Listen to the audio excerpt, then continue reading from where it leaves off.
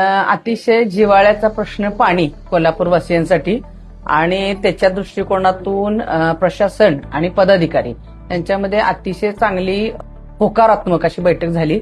नेते मंडळींशी सगळ्या आम्ही कॉन्टॅक्ट साधला. सील याच्या संदर्भात पॉझिटिव्ह बैठक झाली आणि उद्यापासून पाणीही लोकांपर्यंत पोहोचते. आता तो साहेब काय ना, तो थोडासा वादाचा विषय आहे की ते लोक म्हणत आहेत ते 165 CR म्हणतायत, पण आमच्या कॅल्क्युलेशन प्रमाणे it will be only 80 CR. त्यामुळे तो थोडीशी तफावत आहे. त्याच्यामध्ये थोडंसं आम्ही पदाधिकारी लक्ष देऊन ते काय एवढी तफावत आहे आणि त्यांचं आम्हाला मान्य नाही आणि आमचं त्यांना मान्य 80 CR.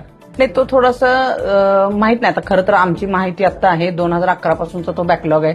वाईट वाटतं या गोष्टीचं की आम्ही आता सत्तेवरती आलोय आणि अशा पद्धतीचे इश्यू होत आहेत, पण लवकरच त्याचं सोल्युशन काढू.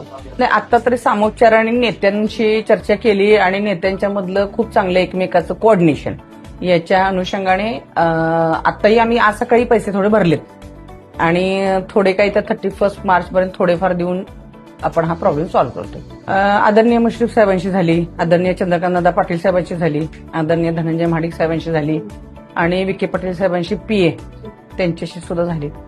ते एकमेकाशी बोलून घेतो बोललेत. कारण आता विषय असा आहे की प्रशासकीय अधिकारी स्मिता माने मॅडम यांनी चांगल्या पद्धतीनं कोऑर्डिनेट केलं आणि आम्हाला एक्सप्लेन पण केलं प्रॉपरली. मग त्यामुळे त्यांच्या हातामध्ये आता काही नव्हतं. विखे पाटील साहेबांच्याकडे हा सोल्युशन त्यांचा असल्यामुळं साहेबांशीच आम्ही बोलणं केलं. नाही, डायरेक्ट आमचं तरी नाही झालं, पण त्यांच्या PAशी बोलणं झालं. पण आदरणीय चंद्रकांतदादा पाटील साहेब आणि धनंजय महाडिक साहेब आता दोघं तिथं त्यांना व्हिजिटसाठी गेलेत आणि ते बसून सोल्युशन काढतायत. पण आता तरी आदेश पाणी सुरू करण्याचे दिलेले.